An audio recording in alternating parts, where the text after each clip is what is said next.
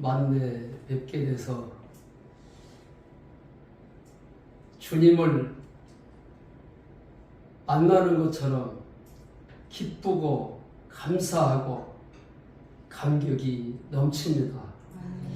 그래서 제가 감격 눈물을 흘렸습니다. 참 이 시대에 어느 분이 천국 갔다 온 간증을 하는데 그분이 울면서 하신 말씀이 3만 명이 모이는 그 교회를 보여주면서 구원받은 백성이 6명밖에 없는 것을 보여주죠. 이게 어떻게 된 일입니까? 성도가 많이 모였다고 해서 구원을 받는 것이 아니고 주님을 만나야 천국을 갈 수가 있어요. 복음의 교회 이름도 잘 지어야 돼요. 복음의 교회가 얼마나 좋습니까? 많은 교회 이름이 있지만 복음의 교회 진짜 복음을 선포하고 생명이 살아나는 역사가 일어나기를 주의 이름으로 축원합니다.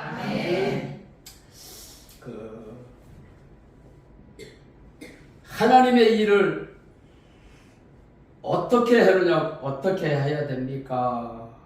제자들이 예수님에게 말씀하셨을 때 하나님의 일은 보내신 자를 믿게 하는 것이 하나님의 일이니라 하셨어요. 제가 얼마 전에 죄송합니다. 물 좀.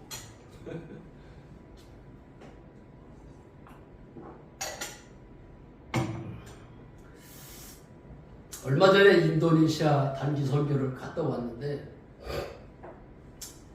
거기에는 인구가 우리나라 몇 배가 되는 5억의 인구가 살고 있어요. 그런데 기독교 인구가 우리나라 인구만치 기독교 인구가 살고 있어요. 그래서 기독교 인구가 이렇게 많을 수가 있나. 인구도 많지만 참 많이 있고. 그래서 복음을 전하면서 내가 한국 사람인데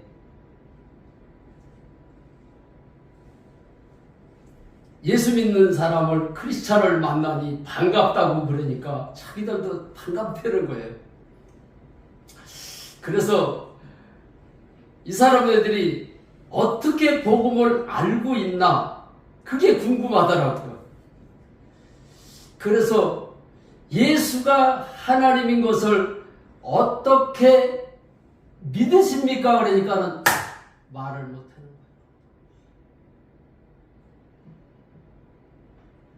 거예요. 이상하네? 왜 예수가 하나님이라고 그러지? 말을 못하기에 내가 또 물어봤어요. 예수님이 부활하신 걸 믿느냐 그러니까는 들어서 알고 있다는 거예요.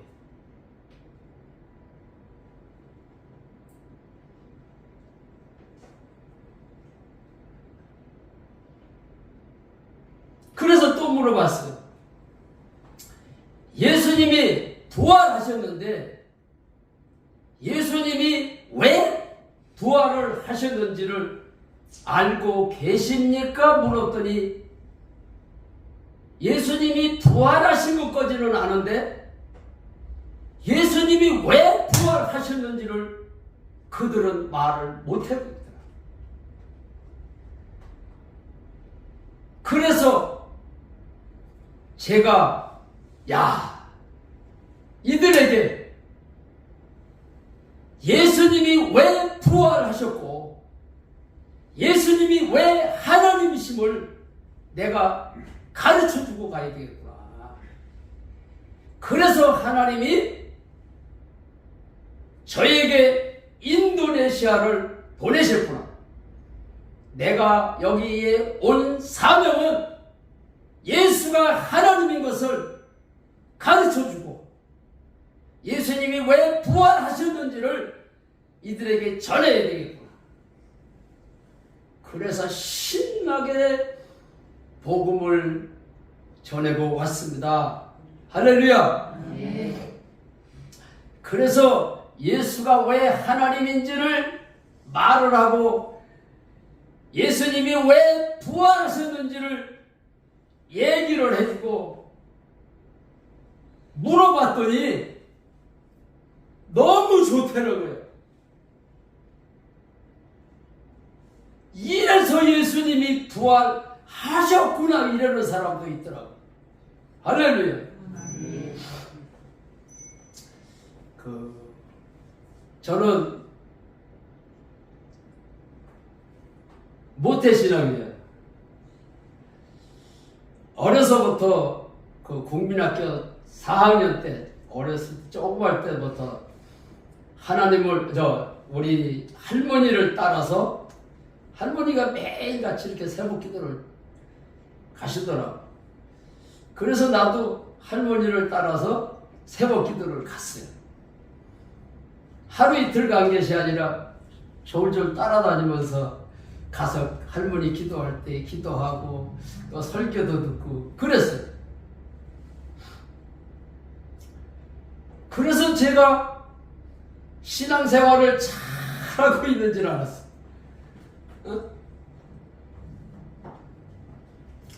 그래서 신앙생활을 잘하고 있는데 기도를 많이 하는 사람은 기도를 안 하는 사람을 판단 정죄를 하게 돼요. 이게 잘못된지를 모르고 판단 정죄를 하고 있어요.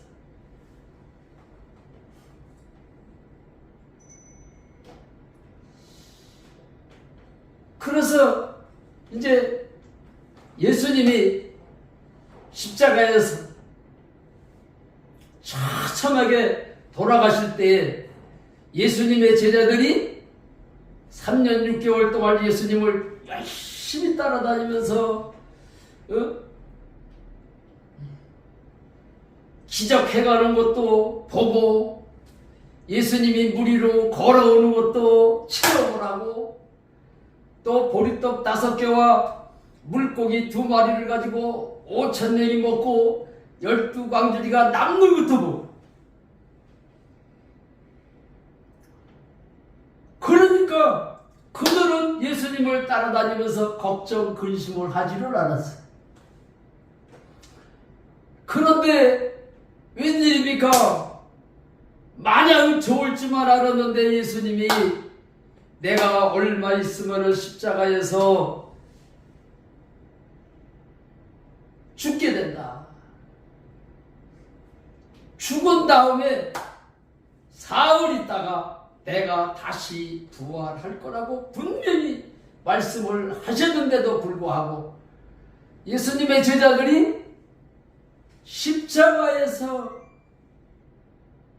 처참하게 돌아가시는 것을 보고 나서 자기들도 붙잡히면 죽을까봐 베드로는 심지어 예수가 내가 저를 도무지 모른다고 3번씩이나 부인을 했던 사람입니다.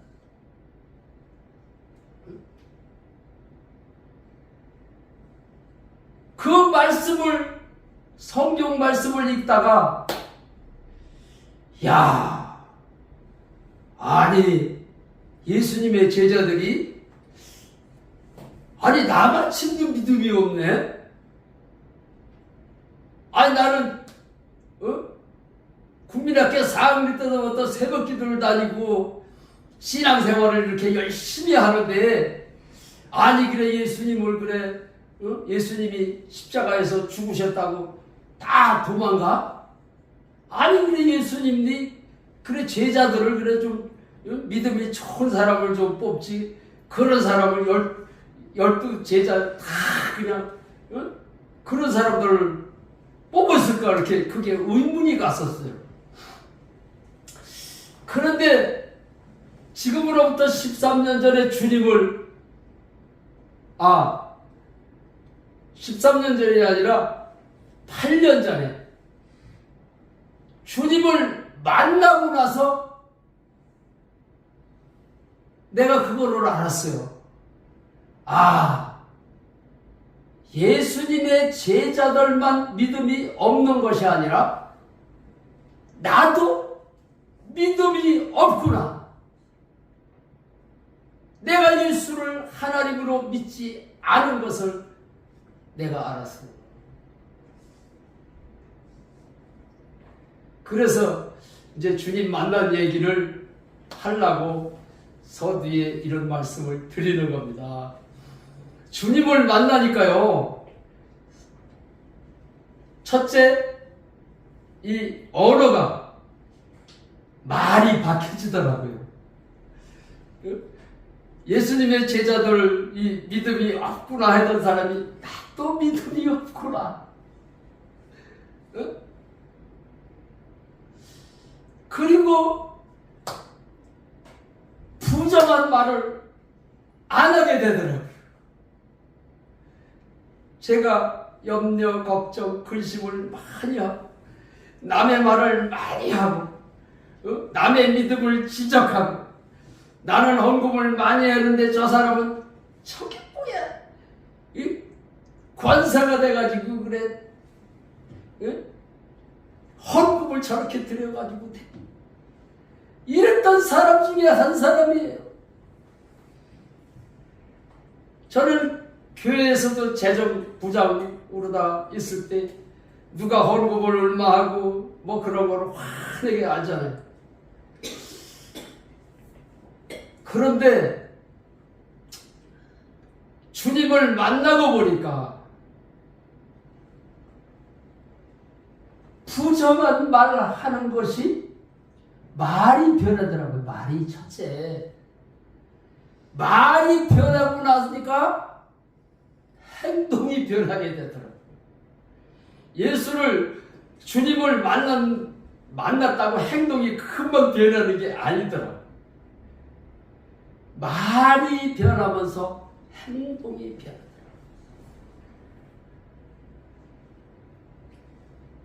기도도 변하더라고요. 기도가. 그러다 보니까 다 변하는. 그러다 보니까는 주님 한 분이면 되는 거예요. 그전에는 돈을 불라고 기를 썼는데 주님 한 분이면 되는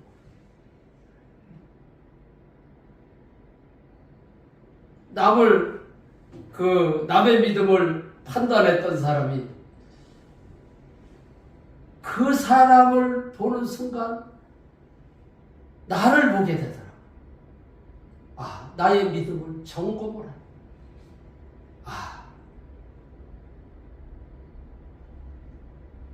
그러다 보니까는 그 사람을 정죄하는 것이 아니라 그 사람을 위해서 뭐 하게 돼요?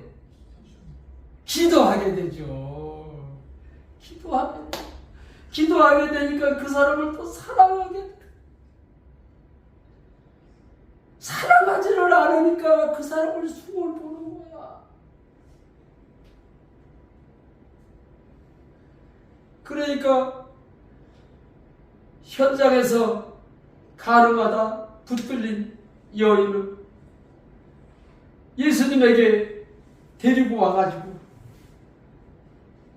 율법에는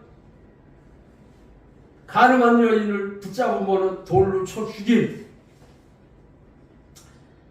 근데 예수님이 계시니까 예수님을 어떻게 하나 보자. 예수님 입에서 돌로 쳐 죽여라. 그럴까?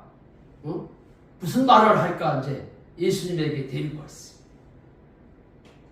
그래서 예수님이 돌로 쳐 죽이라고 그럴 때를 바랬는데 예수님의 생각은 달랐어요.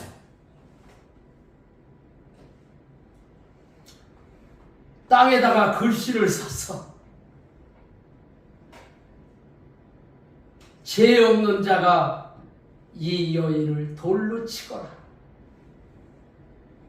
예수님이 땅에다가 글씨를 쓴 거를 한 사람씩 한 사람씩 뒤다가 들여다보고서는 그 글을 읽는 사람마다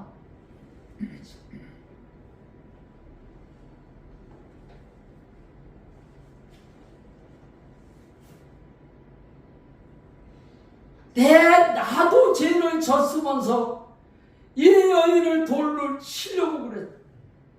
그러니까 자기 자신이 전부 다 부끄러우니까 다 도망갔어. 우리는 주님 앞에 날마다 서야 돼요.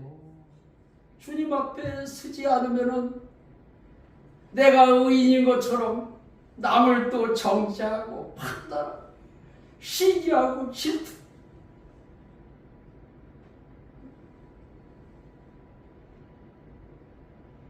기도하는 사람, 기도 많이 하는 사람. 나는 기도를 하는데 왜 성도들은 기도를 안 하지? 이렇게 설교를 또 잘하는 목사님은 남의 설교를 들으면 아이고 저게 무슨 설교야 이렇게 돼요. 그래서 예수님이 마태복음 7장에 보면은 주여 주여 하는 자마다 천국에 들어갈 것이 아니고 하나님의 뜻대로 행하는 자라야 천국에 들어간다고 그랬어요. 그랬더니 많은 무리들이 내가 선지자 노릇을 했습니다. 내가 예수의 이름으로 귀신도 내쫓았습니다.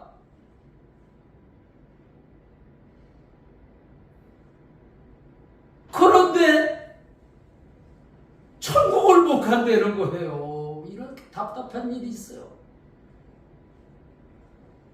하루에 3시간씩 3번씩 기도 시간을 정해놓고 하나님 앞에 손을 들고 기도하던 사람들인데 그런데 천국을 못 들어간다는 거예요.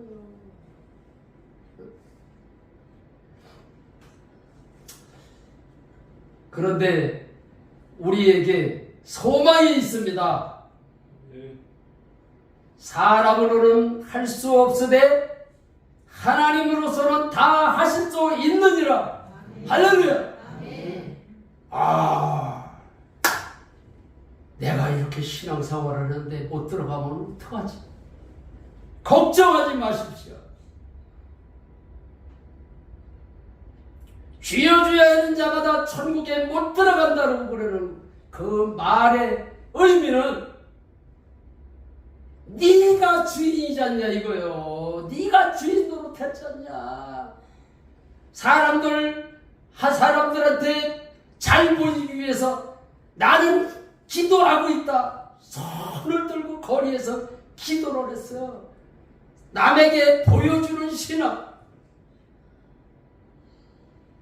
우리는 하나님 앞에 보여드리는 예배를 드려야 될 줄로 믿습니다. 할렐루야. 다른 사람 얘기를 하는 게 아니에요. 여태까지 내 얘기를 했어요.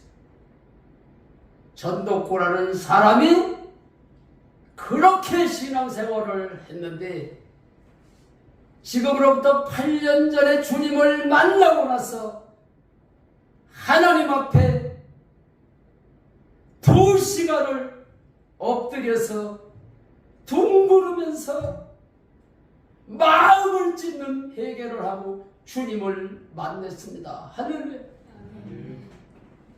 주님을 어떻게 만나느냐?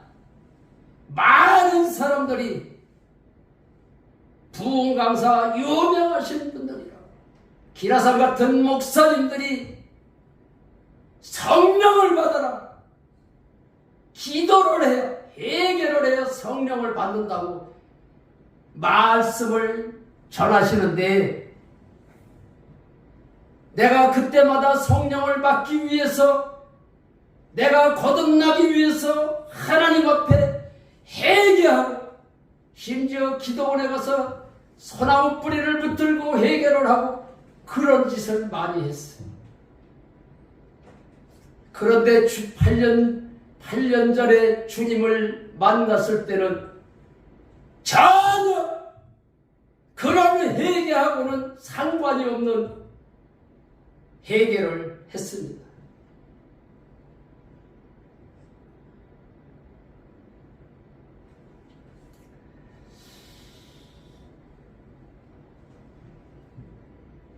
성도님들이 지금 제 모습을 볼 때는 어떻게 생각을 하실런지는 모르지만, 저는 아내하고 지긋지긋하게 싸웠어요. 얼마만큼 싸웠느냐? 이혼 직전까지 싸웠어요. 저는 사업을 하다가 망해가지고 빚도 얼마만큼 졌느냐? 복숭아 농사를 져가지고는 그 빚을 갚을 수 없을 정도로 빚을 많이 졌어요. 그런데 지금으로부터 13년 전에 아버지하고 말다툼을 하다가 간질 귀신이 들어와가지고 5년 동안 고생을 했어요. 그러다가 8년 전에 주님을 만나고 나서 간질 귀신이 떠나가고 그 많던 빚이 다 부채가 해결이 되고, 미국으로 이혼하고 미국으로 간다는 아내가 미국으로 가지 않고 저하고 지금 살고 있어요. 할렐루야. 이런 일이 어떻게 벌어지느냐? 간단한 거더라고요. 간단한 건데도 모르니까 어렵더라고요. 나는 예수를 믿으면서 죄를 짓고 회개하고, 죄를 짓고 또 회개하고. 여러분들이 여름에 바깥에 나가면은 갈증이 오죠. 네. 물이 먹고 싶다는 얘기야. 갈증이 오면. 그런데 그 갈증이 언제 오느냐면은 이 물이 2%가 부족할 때 갈증이 온다는 거예요.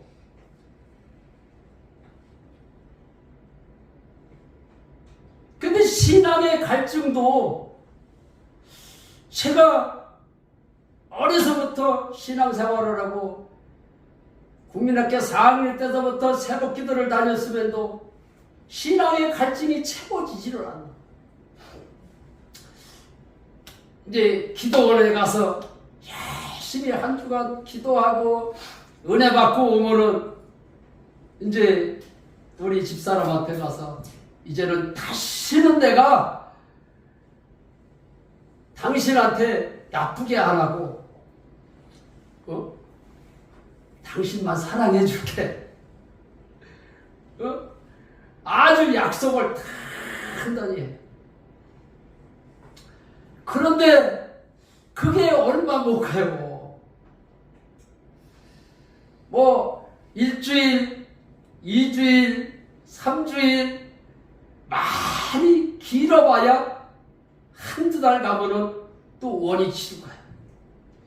그렇게 하기를 수십 년을 반복해서 오다 보니까는 우리 집사람이 이제 고지를 들어야 안 들어요? 안 들어요. 안 들어요. 이제 기도를 갔다 와서 또 이제는 진짜야. 지난 날은 무야야. 이제는 진짜로 당신한테 진짜로 잘할게. 그런데도 이게 또 안 되는 거예요. 어느 목사님은 그런 설교를 하시는 거를 내가 들었어요. 그 아들이 속을 어떻게 썩이는지 목회를 도저히 할 수가 없더라고요. 그래가지고 그냥 목사님이 한마디 하면 아들은 두 마디를 해요. 목사님이 두 마디 하면 아들은 네 마디 해요. 그 목사님이 그냥 억장이 무너지고 젊은 새끼 때문에 내가 목회를 관두던지 하겠다고 그래가지고 목사님이 보따리를 싸가지고 기도원에 올라갔어. 하나님, 내 저 아들 때문에 목회를 못하겠어. 저 아들을 변화시켜 주소. 그래놓고서는 이제 은혜를 충만히 받고서는 이제 교회를 이제 다시 목사님이 돌아와서 목회를 하려고 그러면은 이제 처음에는 아들이 가만히 있다는 거예요. 그래가지고 내 기도를 하나님이 들으셨는가 보다. 아들이 변했는가 보다. 왜 그걸 한 주, 두 주, 세 주 지나가면서 막 혈기를 부리고 막 목사님한테 막 대들고 사대질을 하고 그러는데 도저히 목회를 할 수가 없어. 그래서 또 보따리 싸가지고 기도원에 올라가. 그래서 그 목사님이 한 번은 설교를 했는데 그런 설교를 하는 거를 내가 들었어요. 무슨 설교를 했을까요? 사람은 절대 안 변한다고 이렇게 설교를 하시더라고요. 사람이 절대 안 변합니까? 변합니까? 예? 네? 안 변해요? 변해요? 네. 어떻게 변해요?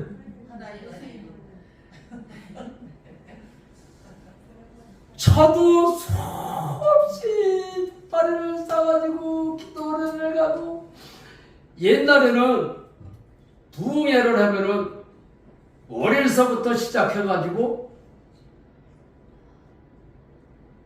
어떨 때는 토요일날 그지 부흥회를 했어요. 그때는 부흥회를 어느 교회에서 부흥회를 한다면 그 주위에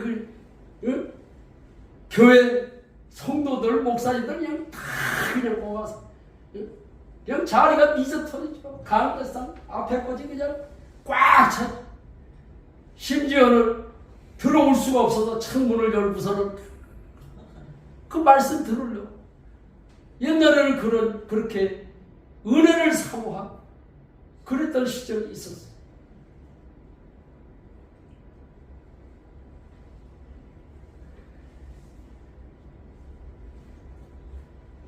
그렇게 아내하고 지긋지긋하게 싸웠던 제가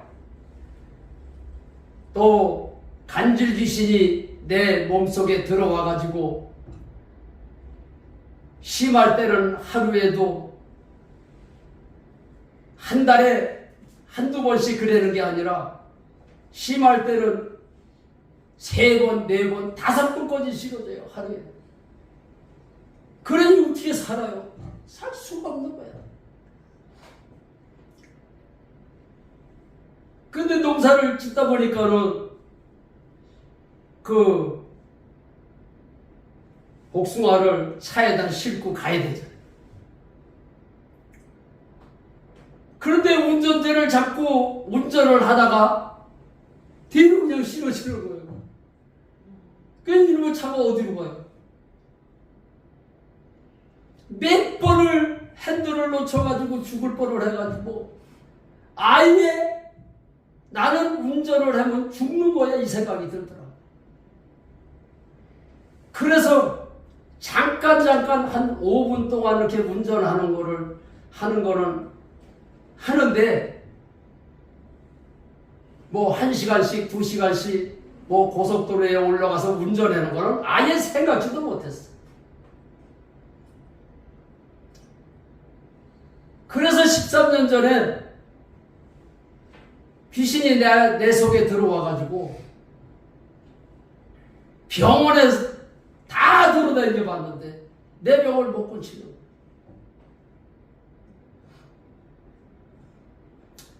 이제 귀신 장난인지를 아니까는 이게 들은 tumor은 있어가지고 예수의 이름으로 명하노니 더러운 귀신아 떠나가라. 떠나가. 안 떠나가니까 막 소리를 병력같이 떠나가. 이 더러운 귀신아 왜 안 떠나가는 거야? 떠나가라고 소리를 병력같이. 귀신이 소리를 지른다, 병력같이 지른다고 떠나가요? 안 떠나가는 거예요.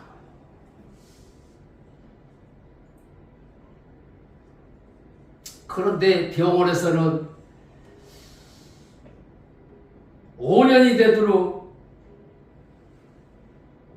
이 간질 귀신이 떠나질 않고 회복이 안 되니까 독한 약을 주는 거예요. 머니를 만들어서 그 발작을 못하게.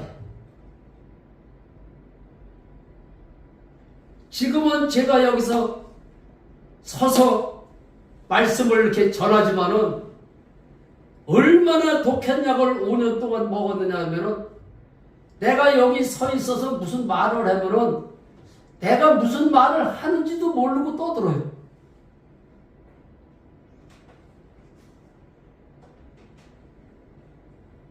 그래서 저는 신학교 다닐 신학 성경을 달달달달 외웠어요. 거의 다 외우다시피 했어요. 안 보고. 근데 약을 얼마나 독한 약을 많이 먹었는지 성경 말씀을 하나도 기억을 못해.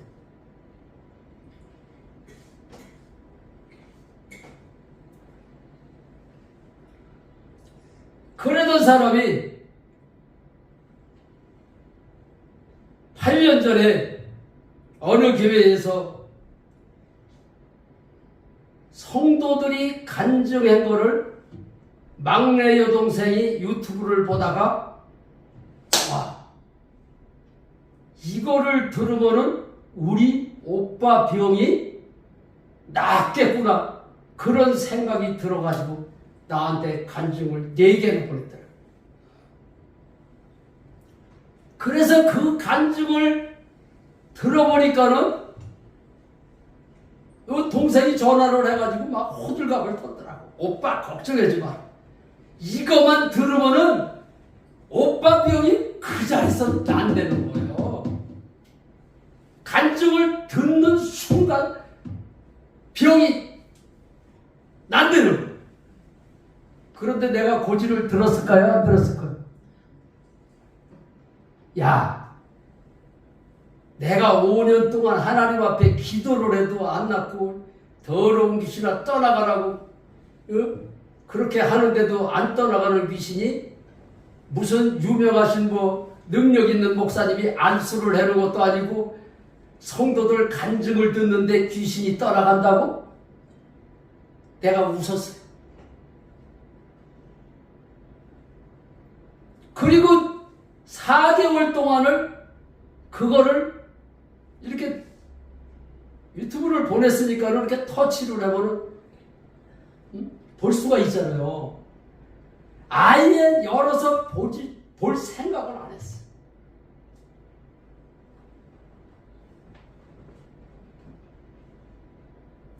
그러니까 동생이 계속 전화를 하고 문자를 보내고 세상에 그걸 보기만 하면 오빠 문제가 해결이 될 텐데 어째 4개월이 되도록 그거를 안 열어보느냐 그러더라고. 여기를 집중하세요. 그래가지고 동생이 하루는 전화를 하는데 이렇게 나는 제가 우울증인지도 몰랐어요. 내가 그 간질 귀신이 들어와서 내가 어려움을 당하고 있구나 이렇게 생각만 했지, 그 우울증이 나에게 있는 줄을 몰랐는데 어떻게 알았느냐면은 전화가 오고는 받기가 싫은 거예요. 그리고 사람 만나는 게 싫더라고요. 그래서 저는 혼자 있는 게 좋더라고요.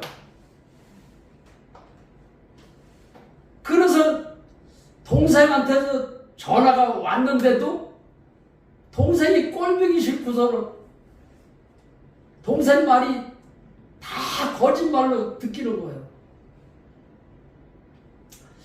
그래서 전화벨 소리가 나니까 이렇게 누구한테서 왔나 이렇게 딱 보잖아요.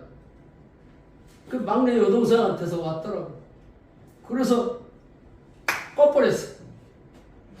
그걸 왔는데 또 오더라고. 그 또 껐어. 근데 또 전화가 오는 거예요. 그러는데 열이 받치더라고요.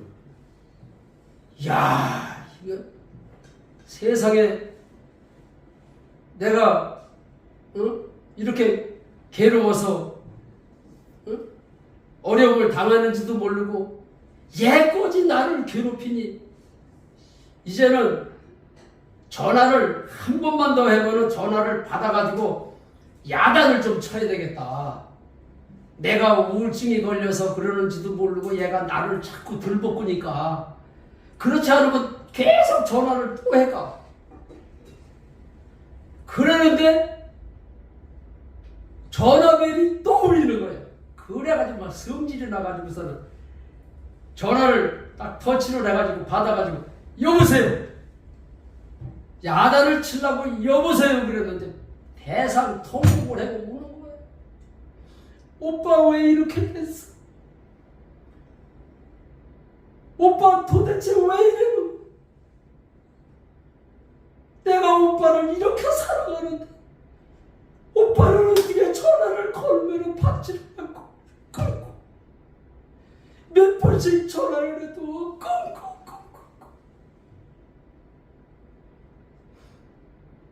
오빠 왜 이렇게 됐어? 그러면서 자기가 오빠한테 소원이 드는 거야. 오빠 그 간증만 듣기만 하면 병이 날 텐데 왜 4개월이 되도록 그거를 안 열어보는 거야. 막 울면서 오빠 내 소원이 그거 좀 들어봐. 그거 좀 들어. 그래서 동생이 울고불고 난리를 치니까 야단을 치려고 그러다가 내가 그래 오빠가 미안하다. 내가 병이 오래 앓다 보니까는 내가 우울증이 왔는가 봐. 네가 그렇게 보라고 그랬는데도 보기도 싫고 전화 받기도 싫고 세상이 다 싫어졌어. 미안하다. 그러니까 오빠 나하고 약속 좀 해. 그래 들어주마. 오빠 그거 꼭 들을 거 듣는다고 약속 좀 해래. 그래 이제는 내가 그걸 들어볼게. 근데 병이 난다는 생각으로 다 들은 게 아니야. 동생이 애걸복걸하면서 그거를 보라고 그래.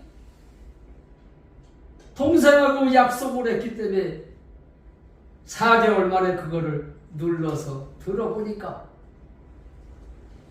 무슨 소리를 하느냐면 병을 고쳤다는 얘기는 요만큼도 없더라. 근데 무슨 얘기를 하느냐면 예수님이 부활하신 얘기를 하는 거예요. 그러면서 요한복음 16장 9절에 죄에 대하여라면 너희가 나를 믿지 않아. 그런 얘기를 쭉 하더라고. 그래서 내가 성질이 나가지고서는 보다가 끊어버렸어요. 네 사람 거를 보냈는데 한 사람 거를 조금 보다가 끊어버렸어요. 그러면 그렇지 무슨 간증을 듣는데 귀신이 떠나가고 모든 문제가 해결이 된다는 거야. 내가 동생한테 또 쏘았구나. 그리고 안 봤어요.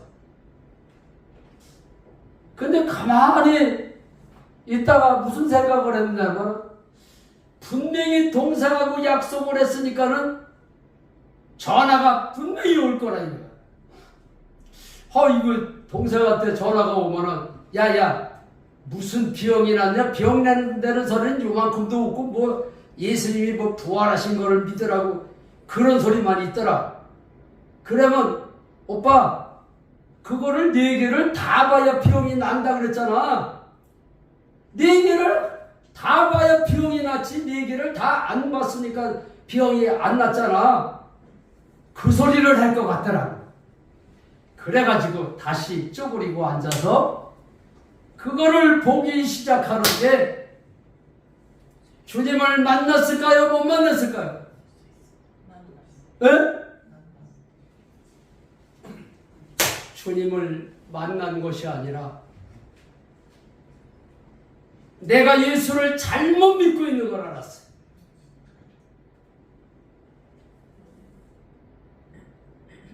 내가 내 병이 낫기를 위해서 새벽 기도에 가가지고서는 2시간, 3시간씩 하나님 앞에 부르짖고 기도를 했는데 귀신이 안 떠나가는 거야.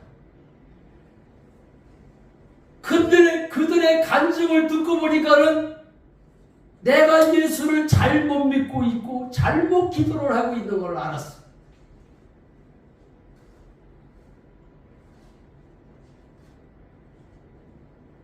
요한복음 16장 9절에 죄에 대하여는 너희가 나를 믿지 않는다 그래서 내가 성경을 달달달달 읽었던 사람인데 그 말씀을 몰랐겠어. 그런데 나는 할머니를 따라서 새벽 기도를 다녔고 열심히 신앙생활을 하고 있었기 때문에 내가 예수를 믿고 있다라고 생각을 했어.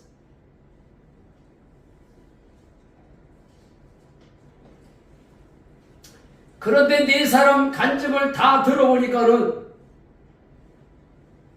너희가 지금 염려하고 걱정하고 두려워하고 있는 게 예수를 안 믿고 있어서 그런 현상이 일어난다는 거예요.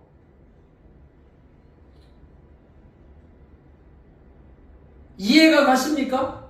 네. 아멘. 내가 그거를 하는 거예요. 내가 5년 동안 더러운 귀신아 떠나가라고 그랬는데 안 떠나간 것이 내가 예수를 안 믿고 있었구나. 나는 교회에 출석을 하고 있기 때문에 믿고 있다고 생각을 했는데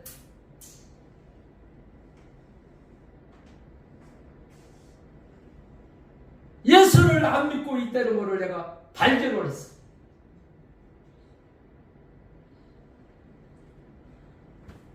그래서 죄에 대하여는 너희가 나를 믿지 않는 것이 죄라 그래서 교회에 안 다니는 사람들, 예수를 모르는 사람들이 모르는 사람에게 그 말씀이 해당되는 줄 알았어요.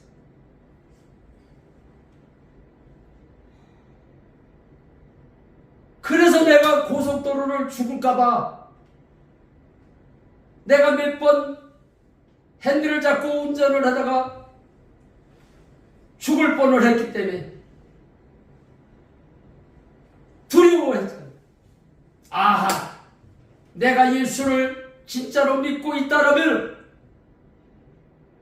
내가 예수의 이름으로 귀신을 명할 때 귀신이 떠나갈 것이고 떠나가야 됐을 텐데 귀신도 안 떠나가고 지금도 염려하고 걱정하고 두려워하고 있기 때문에 내가 예수를 안 믿고 있구나 이거를 알았어.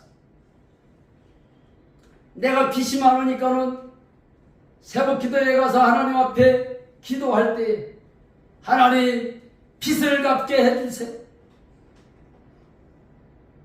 아내가 이혼을 하고 미국으로 간다 그랬으니까 아내를 이혼 안 하게 해주세요. 몸은 병이 들었으니까 병 낫게 해주세요. 날마다 2시간씩 3시간씩 엎드려서 울며 불며 기도를 하는데 내가 예수를 안 믿고 기도를 한 것을 알았습니다. 할렐루야. 그래서 그 자리에 무릎을 꿇고 나는 소파에 앉아서 그 간증을 들은 것이 아니야. 복숭아 밭에서 일을 하고 있다 동생한테서 전화가 와가지고 동생하고 약속을 하고 복숭아 나무 밑에 앉아서 간증을 듣다가 내가 예수를 안 믿고 있는 것을 알고 나서 하나님 앞에 무릎을 꿇고 하나님 앞에 믿지 않는 죄를 해결을 하기 시작했어. 두 손을 들고 주여 내가 예수를 여태까지 안 믿었습니다. 내가 예수를 안 믿은 것을 용서해 주세요. 내가 한 번도 예수를 안 믿었다는 해결을 그동안 한 번도 한 적이 없어요. 지금으로부터 8년 전에 주님을 만났으니까는 내가 60이 넘은 나이에 주님을 만났거든요. 그래서 하나님 앞에 내가 아버지하고 말다툼한 것도 내가 예수를 믿지를 않아서 아버지하고 싸웠습니다. 내가 예수를 믿지를 않아서 남을 판단 정죄를 했습니다. 하나님 용서해 주세요. 그전에는 해결을 해야 성령을 받는다고 그래서 아버지하고 말다툼한 거를 용서해 주세요 이렇게 얘기만 했어요. 남을 판단 정죄를 하면서도 남을 판단 정죄한 걸 용서해 주세요. 용서해 달라고만 해결을 했지 내가 예수를 믿지를 않아서 죄를 졌습니다. 나의 죄를 용서해 주세요. 이렇게 기도를 한 번도 해보지를 못했어요. 그래서 저는 그동안에 하나님 앞에 해결을 했지만은 다시 하나님 앞에 엎드려서 해결을 다시 했어요. 지난날의 죄를 떠올리면서 생각나는 대로 내가 예수를 믿지를 않아서 죄를 졌습니다라고 내가 2시간을 해결을 해야지 그래서 한 것이 아니라 2시간 동안 해결을 할 정도로 많은 죄를 해결을 했어요. 그렇게 해결을 울며 불며 마음을 찢어가면서 해결을 했어요. 구약성경 이사야에 보면은 옷을 찢지 말고 마음을 찢어서 해결을 해라고 했는데 마음을 찢는 해결가 뭔지도 몰랐어요.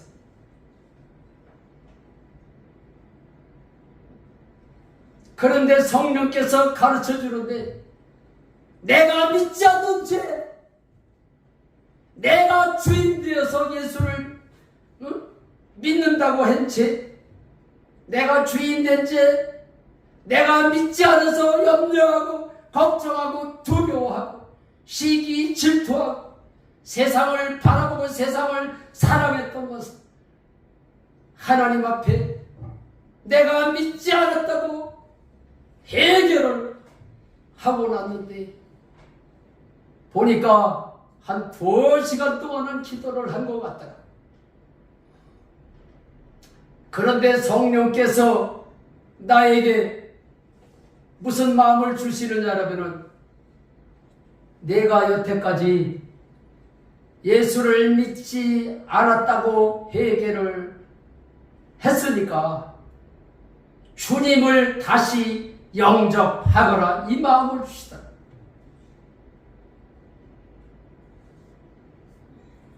그래서 여태까지 내가 예수를 안 믿었으면은 주님을 영접해야 되는 거야. 그래서 부활하신 예수님을 나의 주인으로 영접합니다. 요 소리만 딱 했어. 영접 기도를 거창하게 한 것도 아니에요. 다시 한번 따라서 해보세요.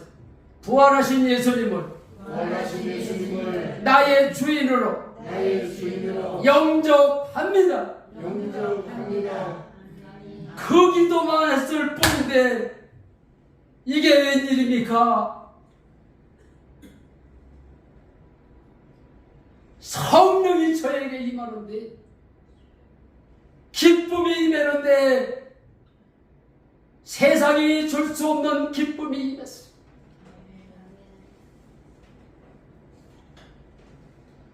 아내는 미국으로 간다고 빚은 산더미 같고 몸은 병들어서 나에게 기쁨이 없었고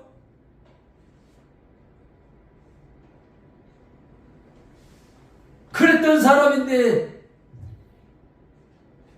나에게 기쁨이 임하는데 세상 말로는 표현을 할 수 없는 기쁨이 임했어요.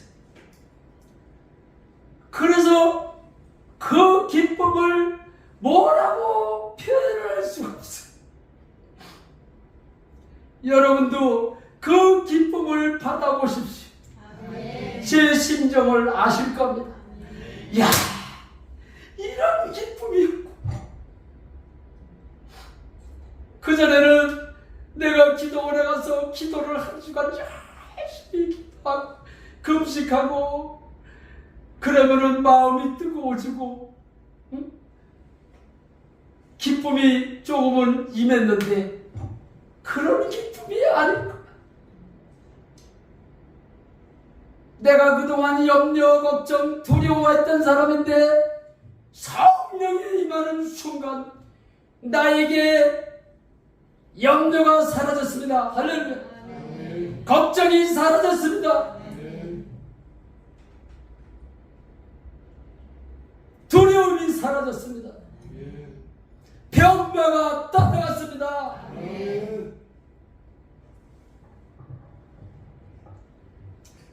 그래서 내가 너무 놀래가지고 야, 주님이 내 안에 들어오셨구나. 주님이 내 안에 들어오신 게 확실해.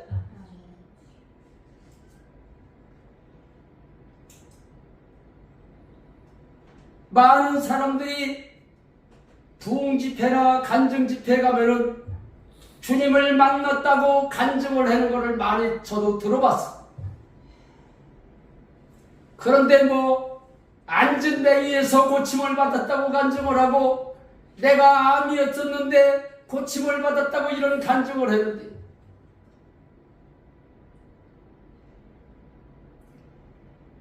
그 간증 몇 편 중에는 주님을 만났다고 간증하는 사람들이 내가 병이 나서 주님을 만났다고 하는 사람이 한 사람도 없었습니다.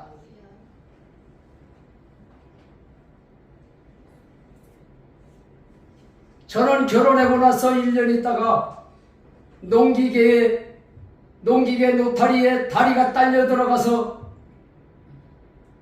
한쪽 다리는 신경이 아예 끊어졌고 한쪽 다리는 이루 말할 수 없이 많이 다쳤어요.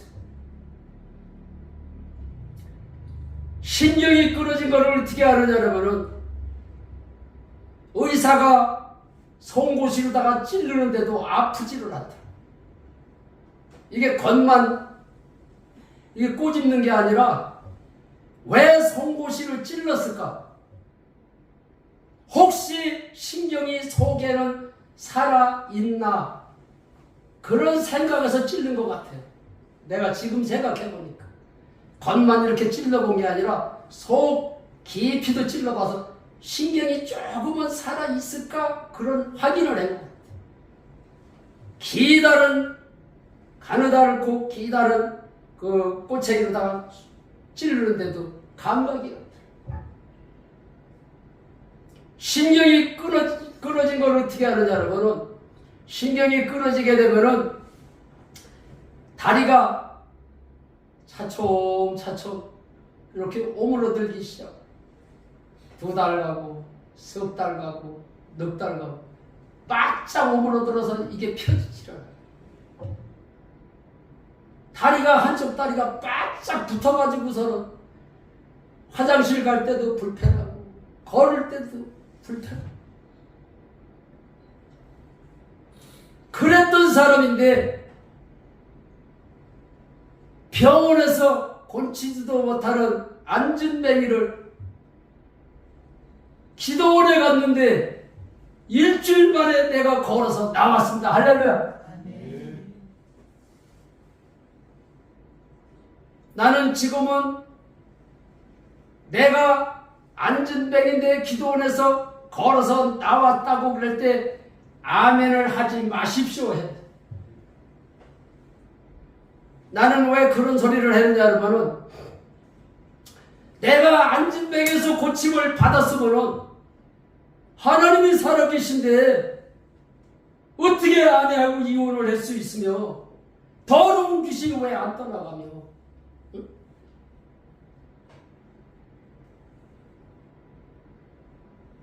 그런데 그 당시에 기도원에서 일주일 만에 고침을 받고 나서 하나님은 살아계시는구나 이렇게 믿었어요. 그런데 그 동생이 보내준 간증대편 중에는 정보로 예수를 믿는 거라는 거예요. 하나님이 이 땅에 오셨다 가셨다. 하나님이 이 땅에 오셨다 가셨는데 그냥 왔다 가셨겠느냐.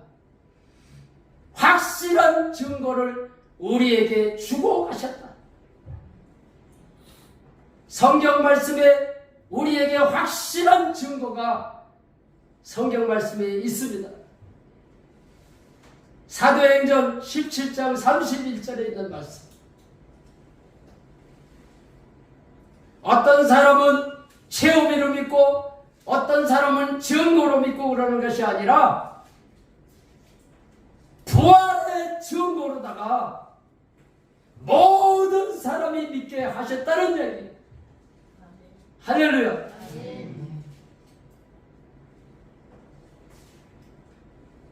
그래서 나는 그 증거라는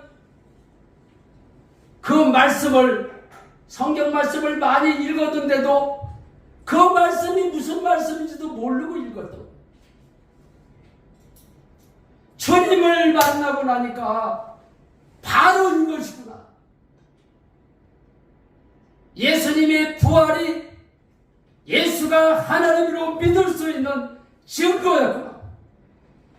예수님의 제자들이 십자가에서 처참하게 예수님이 돌아가실 때 다 도망갔던 제자들이 부활하신 후에야 그들이 예수님의 하신 말씀이 믿어졌고 성경 말씀이 믿어졌고 예수님이 하나님인 것을 믿어졌습니다. 할렐루야. 그래서 체험으로 믿는 거는 그때뿐이에요.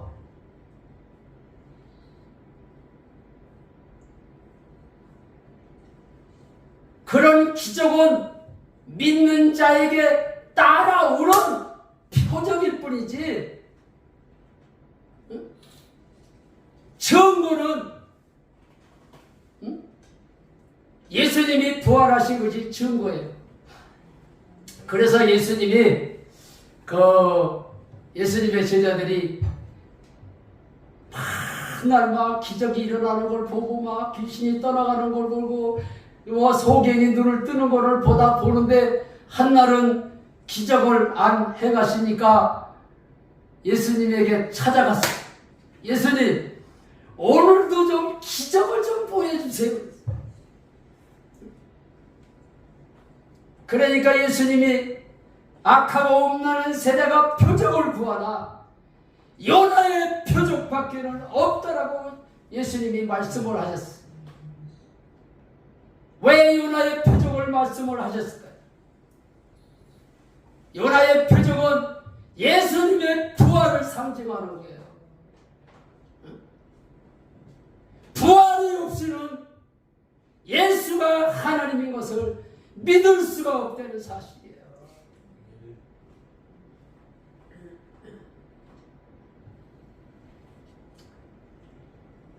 우리 동영상 하나 보고 할까요? 목사님 동영상 간증하시고 2분짜리인가요? 7분짜리? 한 세 개 다 띄워봐요.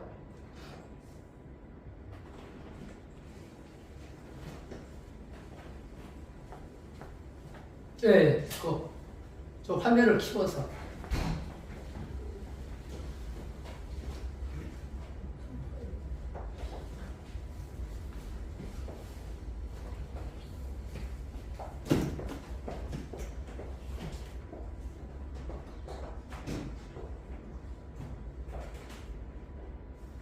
사도행 27장 31절에 이에서는 죽은 자 가운데 다시 살리신 것으로 모든 사람에게 믿을 만한 증거를 주셨느니라. 모든 사람이 믿을 만한 증거 딱 한 가지입니다. 죽은 사람이 살았다는 것입니다. 죽었다 살아난 사람 역사상에 많이 있습니다. 그러나 그 사람 다시 죽었습니다. 그러나 그분은 지금도 살아계심으로 그 예수가 하나님이심을 우리는 믿을 수 있는 것입니다. 그것을 친히 40일 동안 살아계시며 지금도 하시고 나타내신 것입니다. 여러분, 예수님이 직접 선포하신 이 복음, 사도들이 목숨을 걸고 순교하면서 선포했던 이 복음, 그리고 역사의 부흥의 시대마다 사람들로 하여금 정말 많은 사람을 눈물로 회개시키며 예수를 주라 고백하게 한 이 복음, 이 복음의 핵심이 무엇입니까? 죽었으나 살아나셨다. 이 부활 사건, 여러분이 죽음에서 살아나셨다는, 죽었으나 살아났다. 이 부활 사건이 복음의 핵심인 것입니다. 그렇기 때문에 제자들이 3년 동안이나 예수님을 따라다니고 그 하늘나라의 놀라운 비밀들과 그 엄청난 약속들을 주님으로부터 받았지만, 알았지만, 아까 앞에서는 복음에 대한 지식을 얘기했죠. 이 지식을 가졌지만 예수님이 십자가에 붙잡혀서 죽는 걸 보고 다 도망갔습니다. 그러나 제자들이 언제 믿었습니까? 예수님이 십자가에서 부활하심을 보고 믿은 것입니다. 할렐루야. 이 부활 사건이 복음의 핵심이에요. 이것이 우리가 그분이 예수가 하나님이심을 믿을 만한 확실한 증거임을 믿으시기 바랍니다. 그 사도행전 1장 22절에 보게 되면 우리는 바로 이 예수님의 부활 사건, 사도행전을 읽을 때에 우리 성도라든지 예수님의 제자의 정의를 뭐라고 얘기하느냐, 바로 죽은 자 가운데서 예수가 부활하셨다. 이 부활하신 예수의 증인, 이 부활하신 예수를 증거하는 사람들, 이것을 성도요 예수의 제자라고 말하는 것입니다. 2022년 12월 켜주세요.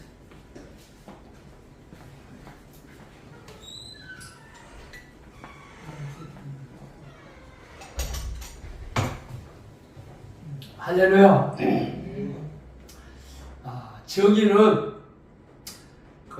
오늘 본문 말씀에 오직 성령이 너희에게 임하시면 너희가 권능을 받고 예루살렘과 사마리아와 땅끝까지 이르러 내 증인 예수의 증인이 된다고 그랬어요. 우리는 말로만 듣고 들었던 예수를 전하는 것이 아니라 내가 만난 예수를 전하는 것이 예수님의 증인인 줄 믿습니다. 할렐루야. 이게 마음을 푹 놓으시고 시간도 볼 거 없어요. 이제 내가 이제 마무리를 하고 또 오후 시간에 이어서 할 거기 때문에 이제 이것으로 마치고 오후 시간에 본격적으로 집중적으로 그 말씀을 선포할 때 소나비와 같은 성령의 단비가 내릴 때 여러분들이 그동안에 침체했던 신앙들이 다시 살아나는 폭발적인 역사가 일어나기를 축원합니다.